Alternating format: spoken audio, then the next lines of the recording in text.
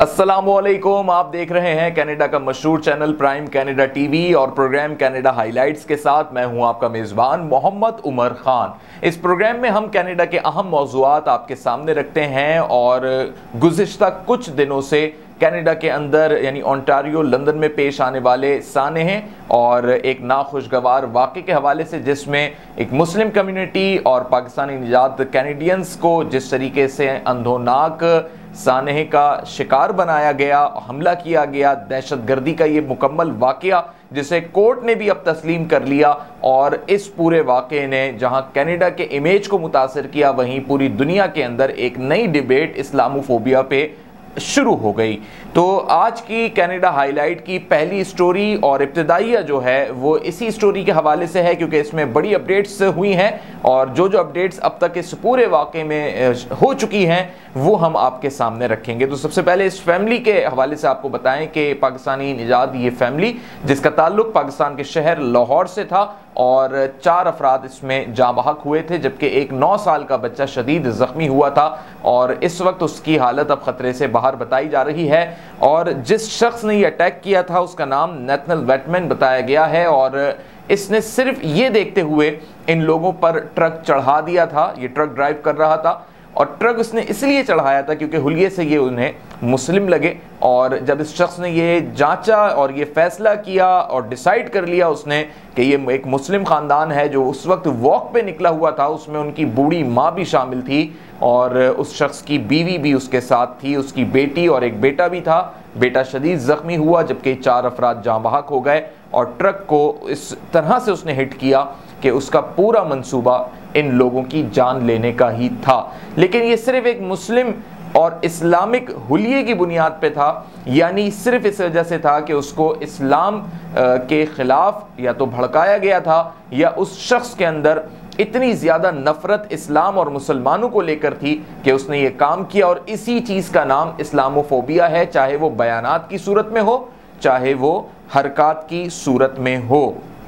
अब जो स्टोरी की अपडेट्स हैं वो ये हैं कि इस फैमिली की तदफीन का अमल मुकम्मल हो चुका है और उसी मकाम पे तदफीन हुई, जबकि पाकिस्तानी हुकाम की जानिब से कोशिश की गई थी, फॉरेन मिनिस्ट्री की जानिब से पाकिस्तान की कोशिश की गई थी कि इन लोगों की मैयतों को पाकिस्तान लाया जाए और लाहौर में इनकी अगर तदफीन मुमकिन है तो ये करवाई जाए। लेकिन उस फैमिली ने ये फैसला किया कि उनके ये तमाम तर अजीज़ व क़ारिब और मुश्तरका तौर पर जो उनका फ़ैसला सामने आया कि मरने वाले ये तमाम 4 अफराद की तदफीन उसी जगह पर होनी चाहिए जिस जगह पर ये वाक़या पेश आया, यानी लंदन में ओंटारियो में ही तदफीन इनकी हुई। तो मजहबी रसूमात भी इनकी अदा की गई और दुआई तकरीब का भी एहतमाम हुआ। लेकिन इससे कबल हम आपको बताएं कि इस तमाम तर सिनेरियो में इस्लामोफोबिया के हवाले से जो सबसे पहली मजम्मत सामने आई, जो सबसे पहले स्टेटमेंट सामने आया, वो वज़ीर आज़म कनाडा यानी जस्टिन ट्रूडो का था और उन्होंने इस बारे में बड़ी खुल के बात कही कि हमें इस पर संजीदगी से सोचना होगा और इस पूरे वाक़े की उन्होंने बहैसियत वज़ीर आज़म मज़म्मत भी की। तो उन्होंने मज़ीद क्या कहा और क्या उनका स्टेटमेंट था, आइए मुलाहिज़ा फरमाते हैं। There are no words that can ease the grief of having 3 generations murdered in their neighborhood. There are no words that can undo the pain and yes, the anger of this community. There are no words that can fix the future of that little boy who has had his future taken away. But know this, you are not alone.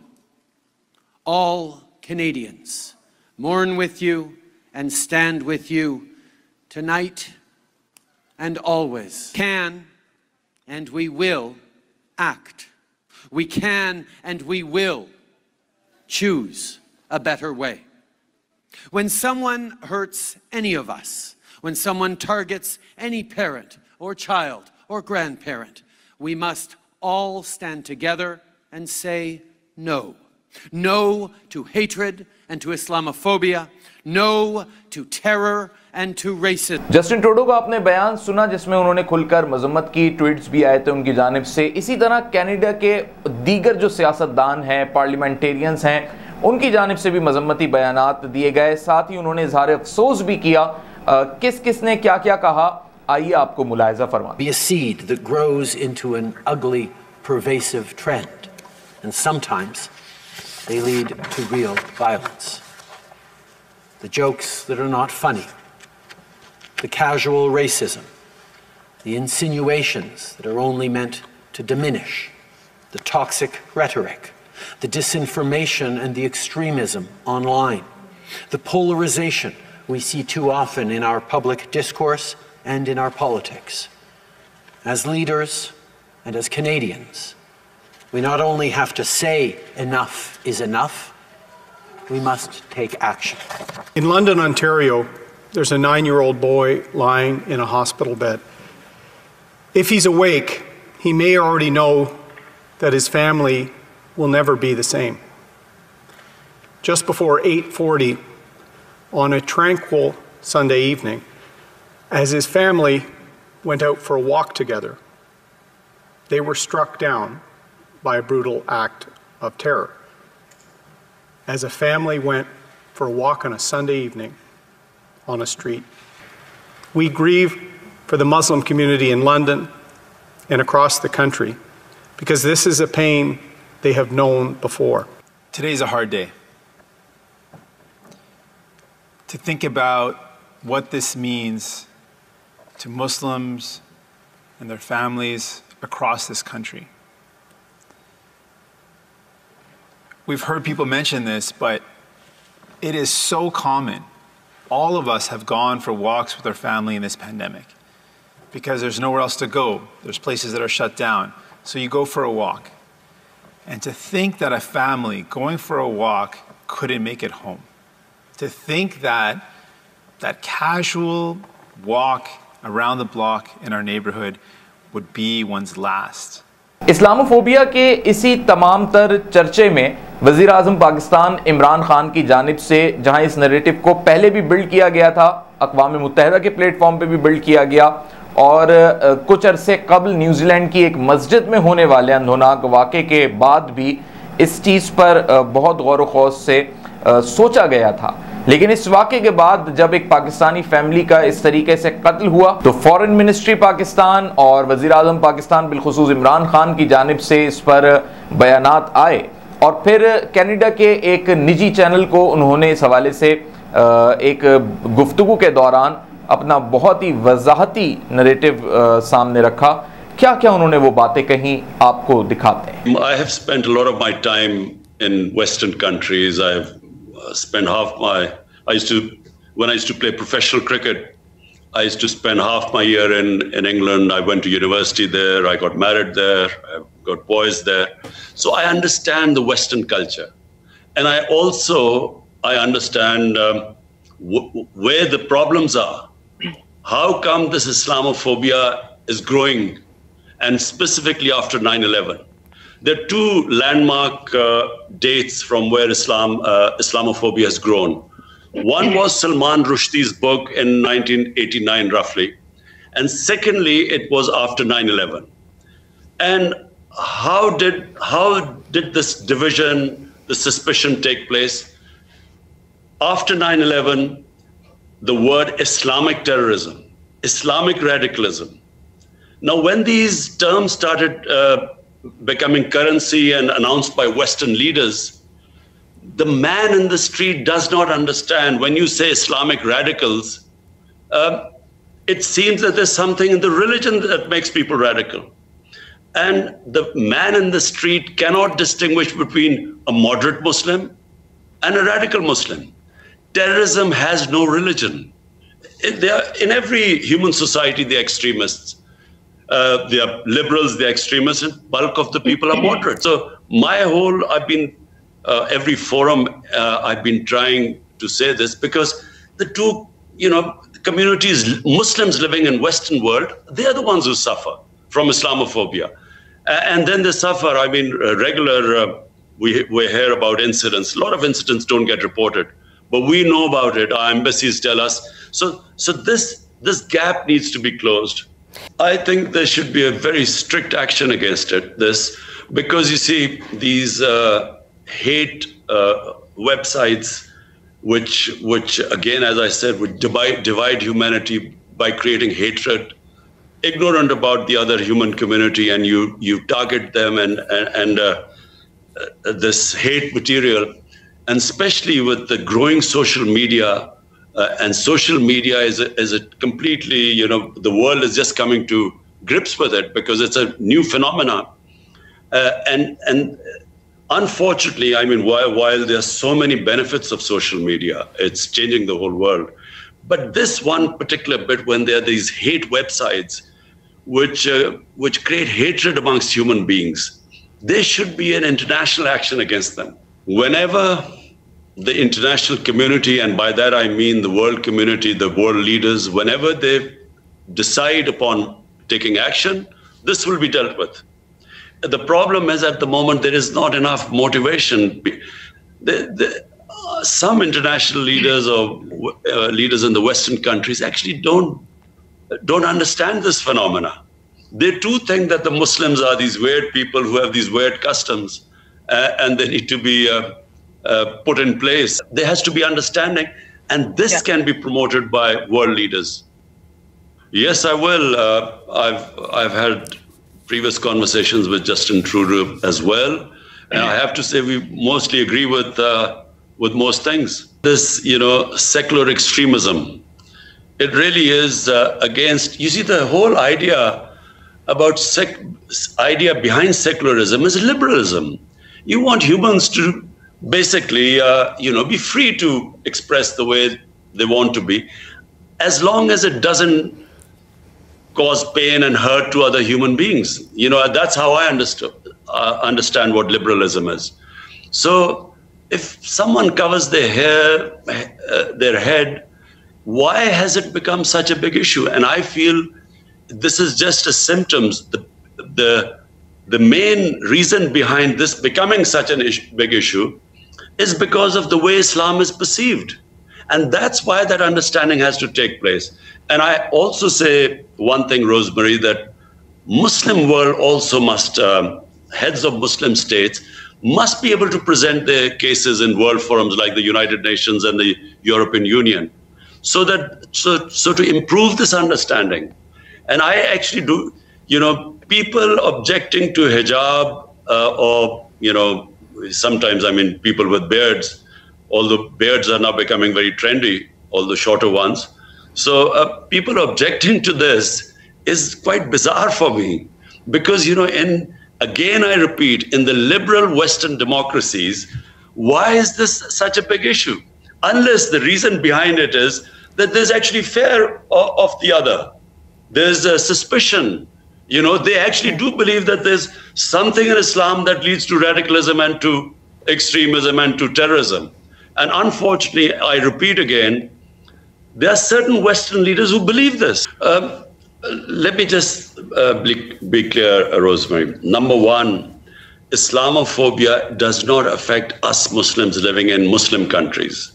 It only affects Muslim in Western countries. And because I know and spend time in Western society, I understand what they go through. So that's why I raise my voice.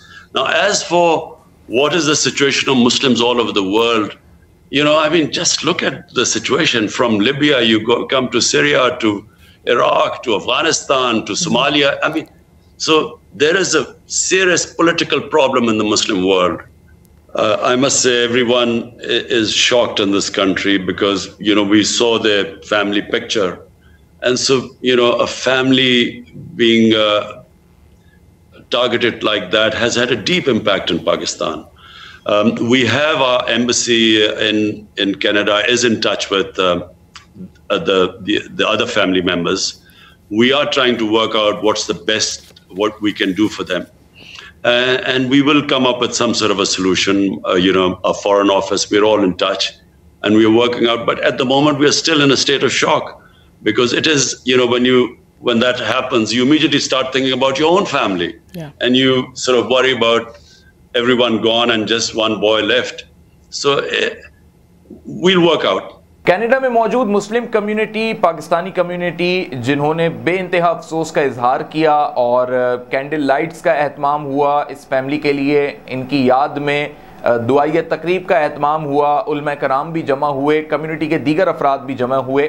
और इन लोगों ने बाकायदा दुआई तकरीब का एक अहतमाम किया और अपनी जानिब से इन्होंने ना सिर्फ मजम्मत की, ना सिर्फ इजहार अफसोस किया, बल्कि इस किस्म के वाक़यात की रोकथाम के लिए कम्युनिटीज़ मिलकर क्या अपना किरदार अदा कर सकती हैं, उस पर भी उन्होंने जोर दिया। क्या क्या इसमें बातें हुई इन दुआई तकरीबात में, मुलाहिज़ा फरमाते। बिस्मिल्लाहिर्रहमानिर्रहीम फ़ज़्कुरूनी अज़्कुरुकुम वश्कुरू ली वला तकफुरून या अय्युहल्लज़ीना आमनु इस्तईनू बिस्सब्रि वस्सलाह इन्नल्लाह मअस्साबिरीन। Killer took the lives of members of our family, and they say that he had hate in his heart. But we know that we're not born with hate in our heart, that it comes from somewhere. You have to learn it, right? And we know that there are organizations out there, there are people out there, people in the media whose job it is working 24/7, generating, cultivating, producing hate. By the name of God, the most gracious and beneficent, brothers and sisters and friends, to recite As-Surah Al-Mubarak Al-Fatiha for the soul of the beloved one we lost. It's a very short surah, few verses, so please share me in reading it. Share with me in reading it. Bismillahir Rahmanir Rahim. Alhamdulillahi Rabbil Alameen. Ar-Rahmanir Rahim. Maliki Yawmiddin. Iyyaka na'budu wa iyyaka nasta'een. Ihdina as-sirata al-mustaqim. Sirata alladhina an'amta alayhim. Ghayri al-maghdubi alayhim. Walad dallin. My dear brothers and sisters, today we have gathered here at this sad occasion on the very dreadful killing of 4 family members who were Canadians of Pakistan origin. The attacker has martyred 3 generations in 2 minutes.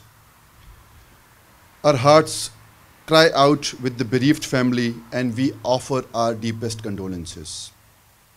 The Prime Minister of Pakistan, Mr. Imran Khan, and Foreign Minister of Pakistan, Mr. Shah Mahmood Qureshi, have sent their condolence messages to the family. The Consul General, Mr. Abdul Hamid, visited the family yesterday in London, and right now he is there with the family. We pray that the future would be better.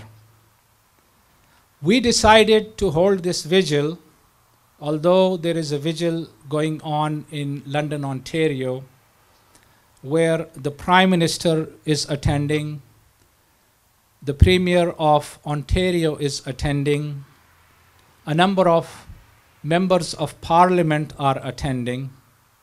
But we thought we will hold this vigil to express our solidarity with the family or the remaining members of the family in London, Ontario, as well as the Muslim community there, as well as the Muslim community across Canada.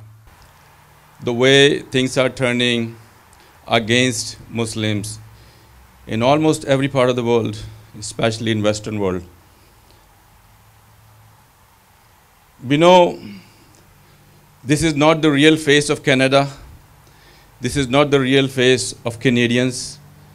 The Canadians, we know, I know, you know, at any level of the society, amazing, welcoming people. That's why we chose to come here. But there are people heinous, with vulturous souls and whatnot. It's very difficult for us.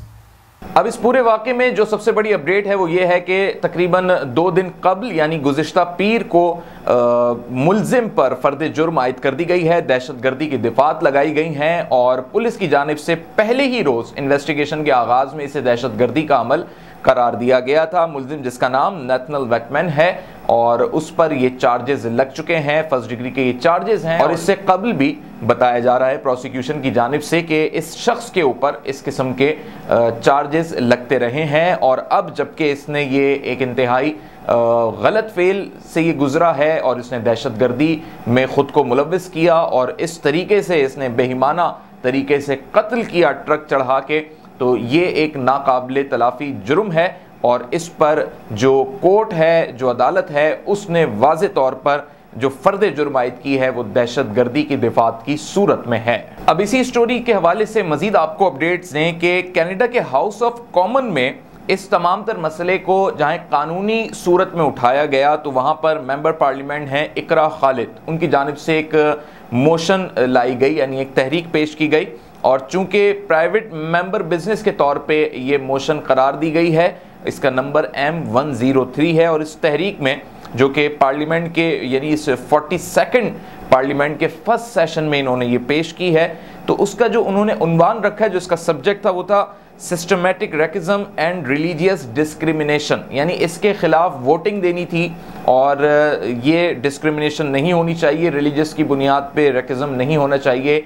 Islamophobia के खिलाफ ये Islamophobia के ख़ात्मे के लिए एक ये बड़ी वाज़े इनकी तहरीक थी इकरा खालिद की। और इस पर 292 अरकान थे जिन्होंने अपना हक़ राय दही इस्तेमाल करना था, वोटिंग करनी थी।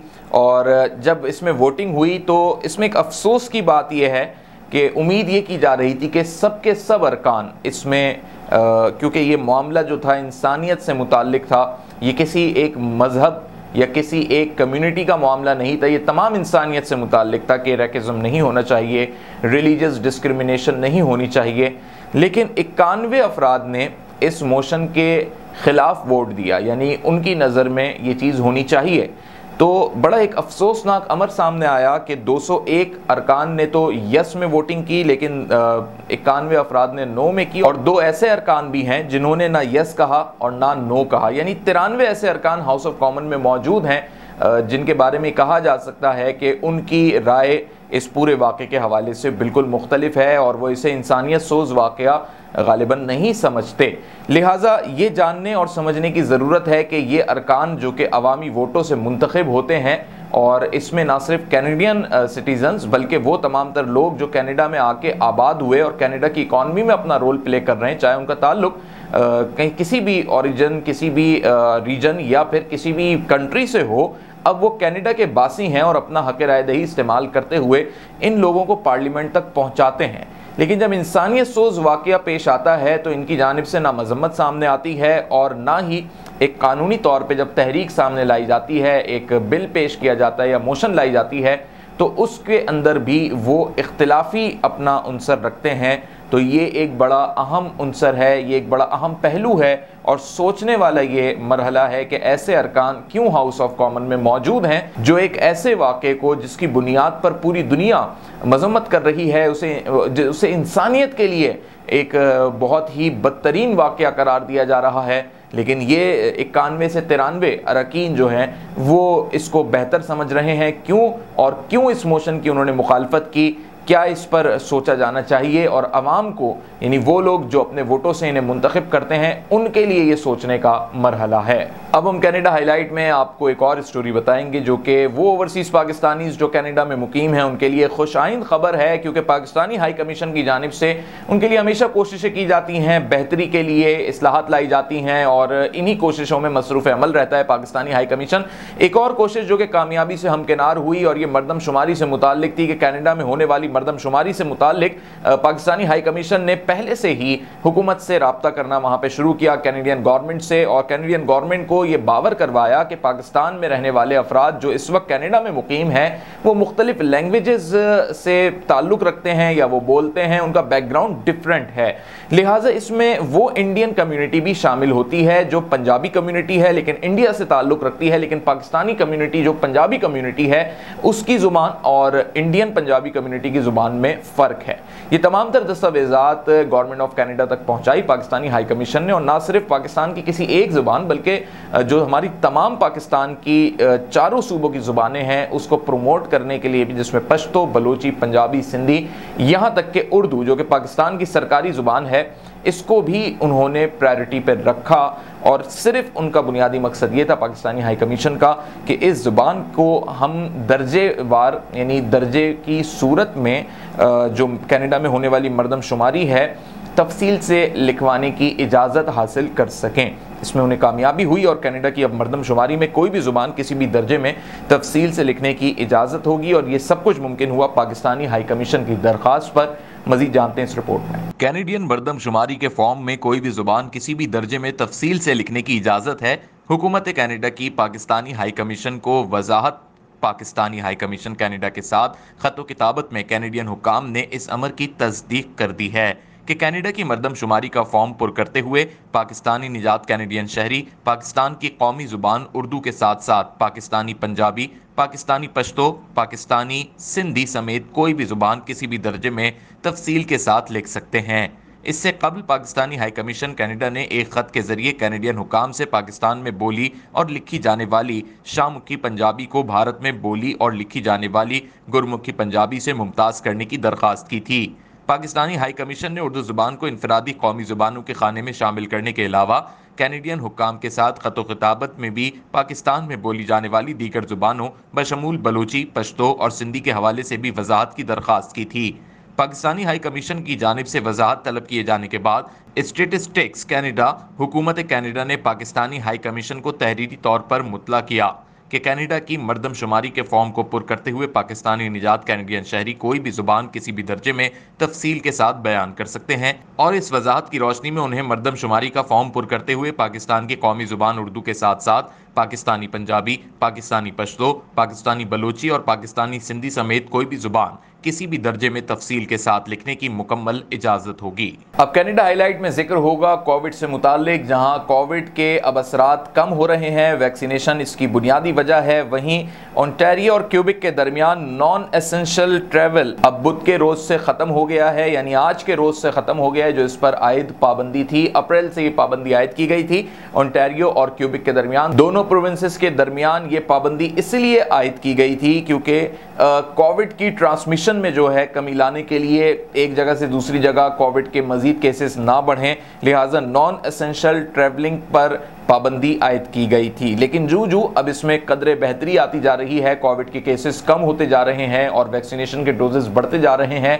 इसी सूरत की बुनियाद पे अब चीज़ों को आहिस्ता आहिस्ता रेड जोन से निकाला जा रहा है और दोनों प्रोविंसेस के दरमियान नॉन एसेंशियल ट्रैवलिंग पर अब आयद पाबंदी को ख़त्म कर दिया गया। साथ ही आपको ये भी बताएं कि कोविड से ही मुताल्लिक ये एक और कंटिन्यूटी है अपडेट में कि बार्स भी अब खुलेंगे और क्योंकि जब से येलो जोन का आगाज़ हुआ है, रेड जोन से चीज़ों को निकाला गया है, तो क्यूबिक में अब रात 2 बजे तक या मिडनाइट तक अल्कोहल बार्स या बियर बार्स की खुलने की इजाज़त हो गई है। और इसमें एक बड़ी वजह ये भी करार दी जा रही है कि जो हॉकी के मैचेस चल रहे हैं उसमें फैंस के लिए एक एंटरटेनिंग और प्लस ये कि जब वो अपनी टीमों को सपोर्ट और मोरल उनका बुलंद कर रहे होते हैं और ख़ुद भी एंटरटेन हो रहे होते हैं, तो ये एक तरीक़ाकार है या एक रिवाज बन चुका है कि बियर का इस्तेमाल किया जाता है और ये बार्स जो हैं उसमें काफ़ी हद तक सपोर्टिव होते हैं क्योंकि एक बड़ा बिजनेस ज़ाया हुआ है, लॉस हुआ है कोविड के इस पूरे ड्यूरेशन में। अब गवर्नमेंट की जानिब से आसानियाँ पैदा की जा रही हैं और येलो जोन में आने वाले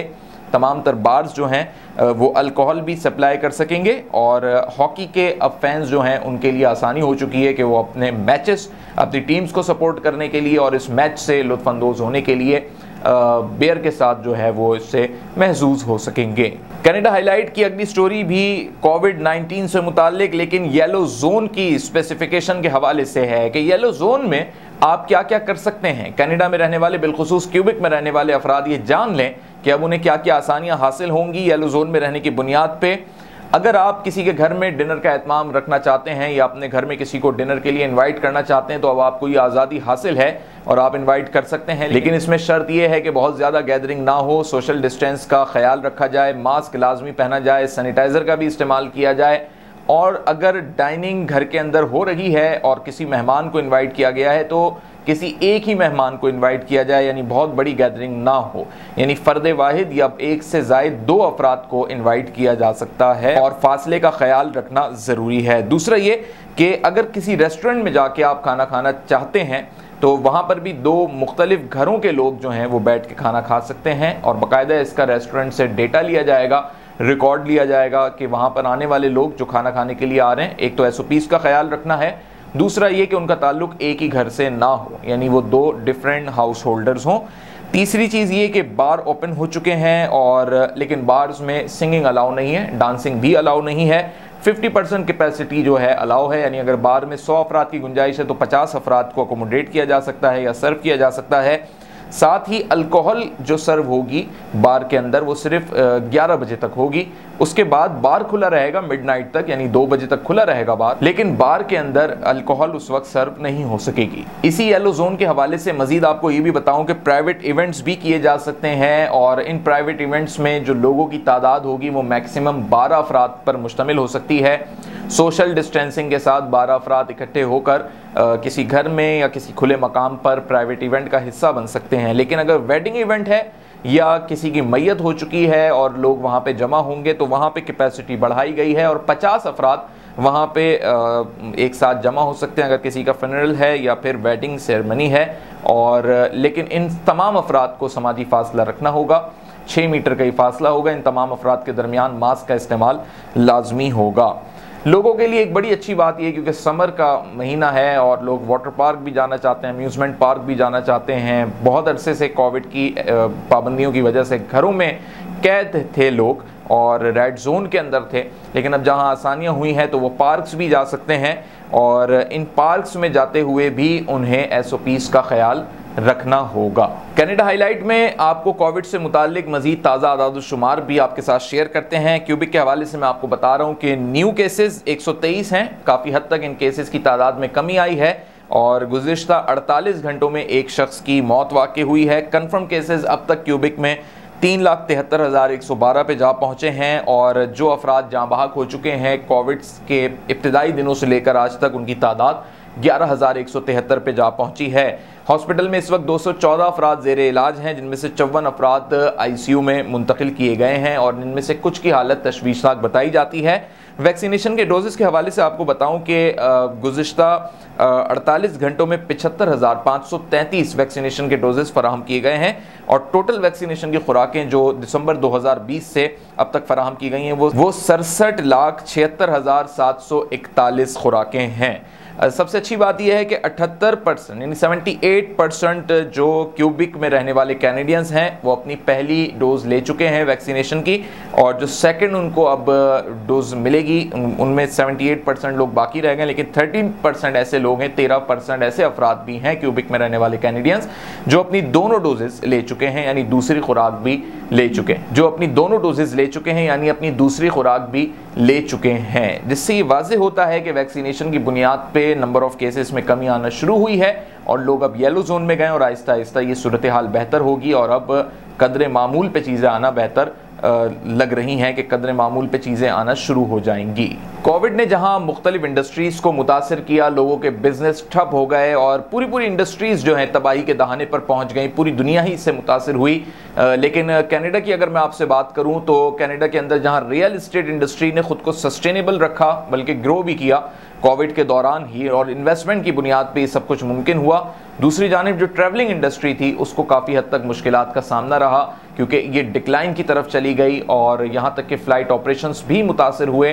फ़्लाइट और एयरलाइंस जो एयर कंपनीज़ थी उन्होंने अपने मुलाजमीन की तादाद कम कर दी, 70% मुलाजमीन की तादाद कम की गई और इस वक्त इस ट्रैवलिंग इंडस्ट्री को काफ़ी हद तक नुकसान का सामना करना पड़ रहा है, जिसकी वजह से टूरिज़्म इंडस्ट्री भी मुतासिर हो रही है। ट्रैवलिंग इंडस्ट्री, टूरिज़्म इंडस्ट्री दोनों का एक चोली दामन का साथ है, लेकिन इस वक्त ट्रैवलिंग इंडस्ट्री किस तरीके से अपने आप को सस्टेन करेगी, जहां चीज़ें येलो जोन में जा रही हैं, बेहतर हो रही हैं, वहां इस इंडस्ट्री के लिए अब क्या चीज़ें बेहतर होने जा रही हैं, इस पर हम गुफ्तगू करेंगे और साथ ये भी जानने की कोशिश करेंगे कि किस हद तक जो है ये इंडस्ट्री नुकसान का सामना कर चुकी है। हमारे साथ मौजूद हैं कनाडा से उस्मान ज़ई साहब, जिनका ताल्लुक इसी इंडस्ट्री से है, ख़ुद भी ट्रैवलिंग एजेंसी के मालिक हैं। इनसे हम गुफ्तगू करते हैं। बहुत शुक्रिया उस्मान साहब प्राइम कनाडा टीवी को वक्त देने के लिए। ट्रैवलिंग इंडस्ट्री के हवाले से बताइएगा कि कोविड-19 ने तमाम ही इंडस्ट्रीज़ को मुतासिर किया, इस इंडस्ट्री को किस हद तक कोविड ने मुतासिर किया, क्या क्या नुकसानात का सामना करना पड़ा है आप लोगों को? जी, अस्सलाम वालेकुम। आपका बहुत शुक्रिया, आपने हमें टाइम दिया और मौका दिया कि अपना व्यू और ओपिनियन दे दें। ये एक इंटरनेशनल पेंडेमिक है, आपको पता है काफ़ी दुनिया इफेक्ट हुई है, लेकिन जिस लिहाज से ट्रेवल इंडस्ट्री इफेक्ट हुई है वो काफ़ी नुकसान हुआ है और हो रही है। इनफैक्ट कल तक फ्लाइटें कैंसिल हो रही है यहाँ से। तो हमारा चूँकि फील्ड यही है, तो इस वजह से हम ज़्यादा वरीड है। और वो है फ़िलहाल जो मैं आपको करंट सिचुएशन बताऊं, वो 2-3 चीज़ें हैं। पहले तो ये थे कि हमें जो बैंड लेस में इंक्लूड किया है, तो that should not take place for Pakistan, क्योंकि वो पाकिस्तान इतना अफेक्टेड नहीं था जितना उनको बैंड लगाया इंक्लूडिंग इंडिया। तो उससे काफ़ी प्रॉब्लम हुई है। और फिर ये था कि हम एज अ ट्रैवल एजेंट कोशिश कर रहे थे कि लोगों को जो फंसे हुए हैं वहाँ पाकिस्तान में, उनको किसी तरीके से दूसरी रूटिंग से निकाल दें। तो हम टर्किश एयरलाइन का रूटिंग यूज़ करते थे। यही करते थे कि उनको पाकिस्तान से निकालते टर्किश एयरलाइन से, और वहाँ तुर्की में एक दिन स्टे करके वहाँ से PCR टेस्ट, जो ट्रेवल टेस्ट होता है, वो करवा के दूसरी दिन फ्लाइट देते थे। लेकिन अभी रिसेंटली फ्रॉम 1 जून टर्किश ने भी जो बंदे वहाँ एंटर होते हैं उनको उन्होंने क्वारंटीन 14 दिन का क्वारंटीन इम्प्लीमेंट किया, तो वो भी रास्ता कंप्लीटली रुक गया है। तो इन द रियलिटी अभी जो भी लोग पाकिस्तान में स्टक हुए हैं, वो उनका आने का कोई कनाडा आने का डायरेक्ट कोई सिलसिला नहीं है, जिसमें काफ़ी लोगों को प्रॉब्लम हुई है, इंक्लूडिंग जिन लोगों का वो जो कार्ड होता है, इनका परमानेंट रेजिडेंट कार्ड, कई का वो एक्सपायर होने वाला है, किसी के साथ वीज़े का प्रॉब्लम है। तो बेसिकली काफ़ी टफ टाइम है ट्रेवलर के लिए और ट्रेवल इंडस्ट्री के लिए। और ये अभी यहाँ जो मैं आपको बताऊं कि 21 जून तक इन्होंने ये बैंड एक्सटेंड किया था, 20 मई से लेकर 21 जून तक। तो वी होपिंग एंड एक्सपेक्टिंग कि ये बैंड कम से कम कनाडा अगर उठा लें, कनेडियन गवर्नमेंट, तो कम से कम ये मूवमेंट शुरू हो जाएगी। बहुत सारे लोग स्टक है। अभी आपको पता है कि सीटें भी बहुत मुश्किल से मिल रही है। इसका मेन वजह है कि काफ़ी फ्लाइटें कैंसिल हुई, तो लोग काफ़ी स्टक हो गए। तो हम मतलब ये एक्सपेक्ट कर रहे हैं या उम्मीद है कि ये कम जून से अगर ये बैंड पाकिस्तान के लिए उड़ गया, एंड मैं ये भी एक आपके तवज्जुह से ऐड चाहूँगा कि Pakistani government should get involve और इनको कहें, कैनेडियन गवर्नमेंट के साथ इन टच करके कहें कि चूँकि पाकिस्तान तो स्लोली एंड गोइंग टूवर्ड सही तरीके से जा रहा है, मेरे ख्याल से उनका वहाँ भी अभी रेशो भी कम हो गई है, तो पाकिस्तान को बैंड में इंक्लूड करना वो थोड़ा सा मैं समझता हूँ कि नहीं होने चाहिए। तो अगर पाकिस्तानी गवर्नमेंट अगर कोई मतलब रिस्पांसिबल कोई उनके साथ वो करके इनको वेव करें या इनको निकाल दें लिस्ट से, बैंड लिस्ट से, तो वो ज़्यादा बेहतर होगा। इन रियलिटी ट्रेवल इंडस्ट्री को काफ़ी नुकसान हुआ है और हो रहा है। ठीक है उस्मान साहब, ये बताइएगा कि कुछ एयरलाइंस ने अपने मुलाजमीन को फारिग कर दिया था, डिसमिस कर दिया गया, और अब क्या सिचुएशन है? अब ये एयरलाइंस दोबारा से हायरिंग कर रही हैं। कुछ खबरें इस तरीके की मिल रही हैं कि दोबारा से अब चीज़ों को जो है बेहतर बनाने की तरफ बढ़ा जा रहा है, और ये कितना जल्दी मुमकिन हो सकेगा या ये एक मुश्किल प्रोसेस है? एम्प्लॉई है एयरलाइंस के, तो मैं समझता हूँ हमारे काफ़ी अच्छे उसमें दोस्त भी हैं, जानने वाली भी हैं जिनको अफेक्टेड हुआ है।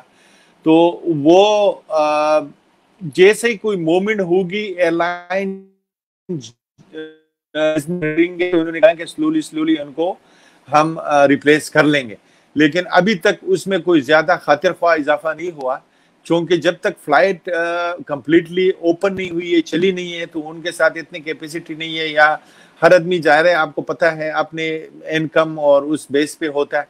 तो हुआ है चंद लोग जिनको कॉल आई है नेक्स्ट मंथ से, लेकिन अभी भी वो जो एम्प्लॉई है जो कोविड-19 की वजह से इफेक्ट हुए हैं, वो अभी भी घर पे ही है। अच्छा उस्मान साहब, क्या आप ये बता सकते हैं कि कनाडा में इस ट्रैवलिंग बिजनेस से या फिर टूरिज्म की इस इंडस्ट्री से कितना रेवेन्यू जनरेट होता था, या इसका हम अंदाज़ा लगा सकते हैं कि कितना लॉस हो चुका है? अगर हम अंदाज़ा लगाना चाहें कि कितना रेवेन्यू का नुकसान हुआ है जो इस इंडस्ट्री से पैदा हो सकता था, क्या ये मुमकिन होगा अंदाज़ा लगाना? ये अगर मैं आपको स्पेसिफाई तो नहीं कर सकूंगा, लेकिन ये हमारे सारी इंडस्ट्री में ओवर 60% जो है ना वो रिड्यूस हुआ है, टूरिज्म इफेक्ट हुआ है। इवन और हमारे बिजनेस भी, जैसे ट्रैवल इंडस्ट्री है, तो आयाटा ने कैलकुलेशन किया तो इस 60 to 65% कमी हुई है। उस्मान साहब, अब हम देख रहे हैं कि जिस तरह रेस्टोरेंट इंडस्ट्री है, फूड इंडस्ट्री है और दीगर जो इंडस्ट्रीज़ हैं वो अपने आप को SOPs के साथ अब उठा रही हैं, दोबारा से ग्रोथ की तरफ जा रही हैं या सस्टेन करना चाह रही हैं। तो कोविड-19 की इस SOP के साथ रहते हुए इस ट्रैवलिंग इंडस्ट्री को कैसे सस्टेन किया जा सकता है, कैसे आगे बढ़ाया जा सकता है, इस पर आप बताएं। जी, बहुत अच्छा क्वेश्चन किया आपने। इस देखें, जो लोगों के दिलों में खौफ है या जो लोग झिझक रहे हैं या जो जिनको ज़्यादा वो इतना कंफर्टेबल नहीं है, तो लोग काफ़ी इतना जल्दी तो नहीं होगा। I am sure it will take lots of time, क्योंकि अभी भी अगर कोई जाता है, ट्रेवल करता है, तो पहले क्वेश्चन उनका ये होता है कि आया क्वारंटीन होगा कुनिया, कैसा होगा, एयरलाइन क्या है, हम फलाना ने, तो बहुत सारे क्वेश्चन जनरेट होते हैं और क्वेश्चन करते हैं before they even by the ticket या ट्रेवल शुरू करने से। बहुत सारे लोगों ने, मैं समझता हूँ कि इफ आई से कि 30-40% लोगों ने इवन ट्रेवल करना छोड़ दिया है या पोस्टपोन किया हुआ है सिर्फ इसी वजह से। तो ये जो SOPs वगैरह पे अमल करना या उसको टेकिंग फॉर ग्रांटेड कि ये बिल्कुल सही है, इसमें थोड़ा सा टाइम लगेगा। I am sure it will take a little while to be normal. So मैं समझता हूँ कि फिलहाल इतना जल्दी नहीं होगा, उसको टाइम लगेगा। उस्मान साहब, जिस तरह आप इस बिजनेस से वाबस्ता हैं, और भी लोग, और यकीनी तौर पे आप लोगों की एसोसिएशन भी कोई बनी होगी, और आपकी क्या स्ट्रेटजीज हैं आगे, किस तरीके से बिजनेस को लेके चलेंगे? आप लोगों ने खुद क्या डिसीजंस लिए हैं कि किस तरीके से आपने आगे मूव करना है इस इंडस्ट्री में रहते हुए और कोविड के साथ रहते हुए कैसे इसको आगे बढ़ाना है? ये एक्चुअली रियलिटी में ये है कि हम तो अंदर आयाटा इंटरनेशनल एयर ट्रांसपोर्टेशन वो है हमारा एक एसोसिएशन है जो वो हमें मतलब इंफॉर्मेशन का रिसेंट इंफॉर्मेशन देते हैं और वो लायामल तय करते हैं। चूंकि प्रॉब्लम ये है कि जब तक एयरलाइन की जो बेसिकली अपना सिलसिला सिस्टम सही नहीं हुआ, जैसा मैं आपको अभी रिसेंटली कल संडे को जब पाकिस्तान, आई थिंक आपको पता होगा कि पाकिस्तान सिविल एविएशन ने वो अपना जो इनका जो इंटरनेशनल फ्लाइट की जो पाबंदी थी वो मेरे ख्याल से एक्सटेंड किया उन्होंने, तो वो किया। तो कल मेरे ख्याल से कोई नहीं तो 4-5 जितनी भी एयरलाइन जाते हैं, Emirates airline, Etihad, Turkish airline, Qatar airline, इन्होंने सब ने फ्लाइटें कैंसिल की थी 22 को, यानी एंड जून तक उन्होंने एक्सटेंड किया जो इनका जो पाबंदी थी पाकिस्तान एंटर होने का इंटरनेशनल फ्लाइट्स का। तो जाहिर है जिनका डेली फ्लाइट है उनको कहें आप 2 फ्लाइट 5-4 फ्लाइट लाए, जिनका 4 है हो गया 2 ले आए। तो इसमें कैपेसिटी में काफी कमी हुई है जिससे भी काफी फर्क पड़ा है और पड़ रहा है।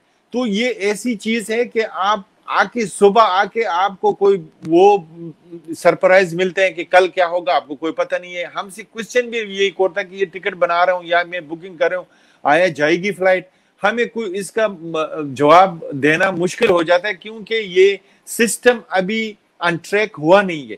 जब तक ये हो ना ऑन ट्रैक या पूरी एयरलाइन के जो ऑपरेशनल वो शुरू नहीं हुई है तो इसके जवाब देना या इसका कोई वो करना मुझे। हाँ, हमने अपने स्ट्रेटजी ये शुरू किया कि एयरलाइन, चलो कैनेडियन गवर्नमेंट भी थोड़ा बहुत जो एयरलाइनों बिजनेस का मदद कर रहे हैं, और लेकिन जब तक एयरलाइन जो हम प्रोडक्ट बेचते हैं वो अगर मार्केट में फुली अवेलेबल ना हो तो हम अपना स्ट्रेटजी फिलहाल वजन नहीं कर सकते।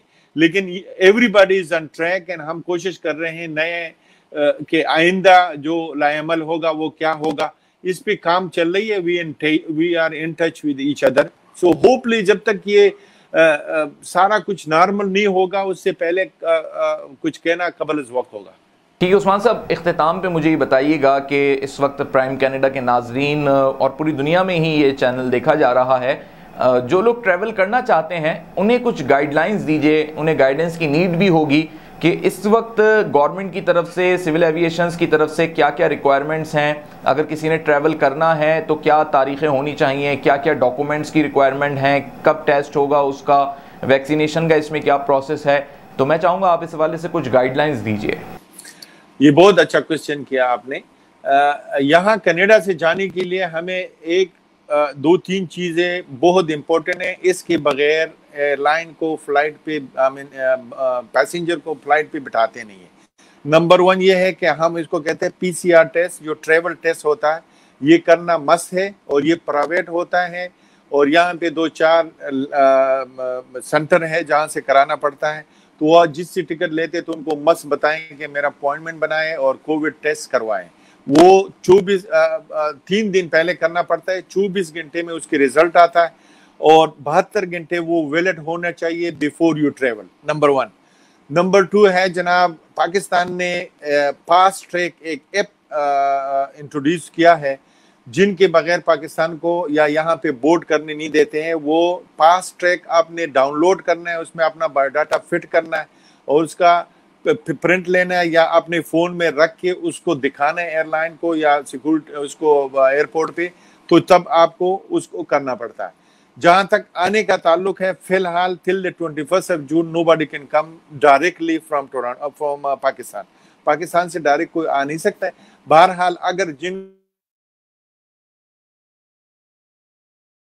के फ्लाइट गवर्नमेंट ने बैन ये लगाया कि इंडिया पाकिस्तान से, अभी तो काफी और कंट्री भी इसमें ऐड किया है, लेकिन पाकिस्तान एंड इंडिया पर्टिकुलर उन्होंने ये किया है कि जो भी इन 2 मुल्कों से आता है तो जो फ्लाइट डायरेक्ट कनाडा के लिए टेक ऑफ करते हैं या उड़ते हैं तो उस जगह से आपको PCR टेस्ट करना पड़ेगा.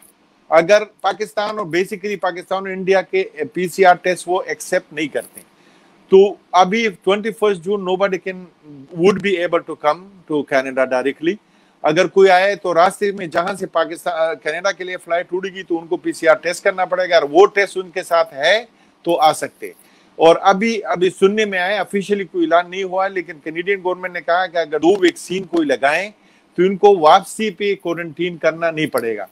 अगर ये नहीं है तो जो भी लोग पाकिस्तान और इंडिया से आए तो उनको यहाँ पे अपने लिए होटल एडवांस में बुक करना पड़ता है और यू गो टू, जब फ्लाइट से आपको होटल में जाना पड़ेगा, वहाँ टेस्ट करते हैं और जब तक टेस्ट का नेगेटिव रिजल्ट नहीं आते आपको वहाँ करना पड़ता है. 2 दिन लगता है, 3 दिन लगता है आपको वहाँ होना है. जब तक आपका पॉजिटिव रिजल्ट आए तब आपको जाने देंगे. तो ये फ्यू चीजें हैं जो बहुत इम्पोर्टेंट है अभी. और इसमें इम्पोर्टेंट चीज जो है वो ये है कि कि बहुत सारे लोग ऑनलाइन रिजर्वेशन यूज करते हैं. तो for the time being I will not suggest them, क्योंकि एयरलाइन जब आप ऑनलाइन चीज लेते तो आपको ज्यादा चीजें इंफॉर्मेशन नहीं मिलती है और बहुत सारे लोगों को बहुत सारे मतलब इनको नुकसान हुआ है जिन्होंने टिकट लिया और एयरपोर्ट पे गए हैं तो वो गए नहीं है और उनके टिकटें और पैसे ज़ाया हो गए हैं. तो for the time being I will suggest everyone to make sure to get all the information together before you buy the ticket या travel करना हुआ. और I would suggest at this time of the year or the time के आप travel agent को utilize करो, a human being so आपको personally explain करें और आपको option बताएं कि क्या बेहतर है क्या बेहतर नहीं. बहुत शुक्रिया उस्मान साहब, आपने प्राइम कैनेडा टीवी के लिए वक्त निकाला. I am really thankful. तो नाजरीन, ये उस्मान साहब थे जिनका ताल्लुक ट्रैवलिंग इंडस्ट्री से है और आपने इनकी बातें सुनी. आज कनाडा हाईलाइट में हम इख्तिताम पे आपको पाकिस्तान से मुतालिक एक ख़बर देंगे क्योंकि ये एक टूरिज़म से मुतालिक जुड़ती हुई ख़बर है और दुनिया भर में बैठे हुए लोग कनाडा में मौजूद ओवरसीज़ पाकिस्तानीज़ हों या आपका ताल्लुक किसी भी कंट्री से हो, अगर आप पाकिस्तान कभी भी ट्रैवल करें तो ज़रूर टूरिज़म के लिए चित्राल का रुख करें क्योंकि ये एक जन्नत नज़ीर वादी है और पाकिस्तान का ये पूरा इलाका चतराल जो मज़ीद डेवलप हो रहा है और यहीं पर सयाहती मकामात को मज़ीद बेहतर बनाया जा रहा है। असिस्टेंट कमिश्नर की जानिब से चतराल, लोअर चतराल में दरोश के मकाम पर एक पंप का बड़ा ज़बरदस्त इनेकाद किया गया है, जहाँ ना सिर्फ पेट्रोल की दस्तयाबी होगी बल्कि सबसे अच्छी बात यह है कि इसको एक सयाहती मरकज़ में शामिल कर लिया गया है, जहाँ सहूलत भी शामिल है और सयाहत के लुत्फ भी लोग ले सकेंगे। मज़ीद जानते हैं इस रिपोर्ट में। लोअर चतराल की तहसील दरोश के सयाहती मकाम शेशी पुल के करीब सयाहत को फ़रोग़ देने के लिए एक और सहूलत मरकज़ का क़याम अमल में आया है। पाकिस्तान स्टेट ऑयल की जानिब से अपनी नौइयत का पहला पेट्रोल पंप ICC2, जिसमें मुसाफिरों और सयाहों के लिए तमाम तर सहूलियात मौजूद हैं। इस सिलसिले में शेशी पुल के करीब एक पुरवकार तकरीब भी मुनक्किद हुई, जिसमें असिस्टेंट कमिश्नर दरोश अब्दुल हक मेहमान खुसूसी थे। तकरीब का आगाज़ तिलावत कलाम पाक से हुआ, जिसकी सआदत कारी जमाल अब्दुल नासिर ने हासिल की। प्रोजेक्ट इंजीनियर मोहम्मद यूनुस ने बताया कि इस फिलिंग स्टेशन और सहूलत मरकज़ का मकसद पैसा कमाना नहीं है बल्कि आवाम की खिदमत करना है। पैसे कमाने के लिए हमारी कंपनी के पास और भी काफ़ी सारे मंसूबे मौजूद हैं, मगर हमने इस सहूलत मरकज़ को 78 कैनाल पर तामीर किया ताकि तमाम मुसाफिरों को हर किस्म की सहूलियात मुयस्सर आ सकें। और सबसे बड़ी बात यह है कि हुकूमत की जानिब से जो पेट्रोल और डीजल मिलता है उस पर हम मुनाफा नहीं लेंगे बल्कि वो मुनाफा हम आवाम पर खर्च करेंगे और लोगों को सस्ती नर्ख पर तेल मुयस्सर होगा। उन्होंने कहा कि हम आवाम को यकीन दिलाते हैं कि यहाँ मयार और मिकदार पर कोई समझौता नहीं होगा। ICC के डायरेक्टर एडमिन खान बशर ने बताया कि मुल्क के किसी भी शहर से चतराल आते हुए किसी भी शहर में कोई ऐसी जगह या सहूलत मरकज़ नहीं है जहाँ मुसाफिर और सयाह अपने अहल खाना के साथ खुली फ़ज़ा में बैठ कर कुछ देर के लिए सुस्ताए और कुदरती हुस्न से लुत्फ़अंदोज़ हो। हमने इस पंप को कारोबार के नुक्ता नज़र से नहीं बल्कि खिदमत खल्क के लिए खोला है। असिस्टेंट कमिश्नर दरोश ने बताया कि हुकूमत ने एक मयारी पंप के लिए जो शराइत आयद किए हैं वो तमाम सहूलियात यहाँ मौजूद हैं और मज़ीद यहाँ जो भी सयाह आएंगे उनको खुली फ़ज़ा में बैठने के लिए एक पुरफ़ज़ा माहौल मुयस्सर होगा, जिनको 24 घंटे बिजली भी मिलेगी, जो अपने मोबाइल फ़ोन वगैरह भी चार्ज कर सकेंगे। उन्होंने कहा कि चतराल में अक्सर पेट्रोल पंप बहुत पहले बनाए गए हैं जहां ये सहूलियात मौजूद नहीं थी। खतीब शाही मस्जिद खलीकुज़्ज़मा ने कहा कि चतराल में अपनी नौइयत का ये पहला पंप है जहां तमाम तर सहूलियात मौजूद हैं और इनको देखकर मुझे सऊदी अरब और दीगर इस्लामी ममालिक की याद आ रही है। आज कनाडा हाईलाइट से फिलहाल इतना ही। कनाडा से मुतालिक कोई भी खबर आपको जाननी हो तो देखते रहिए Prime Canada TV। Mohammad Umar Khan को दीजिए इजाज़त। अल्लाह हाफ़िज़।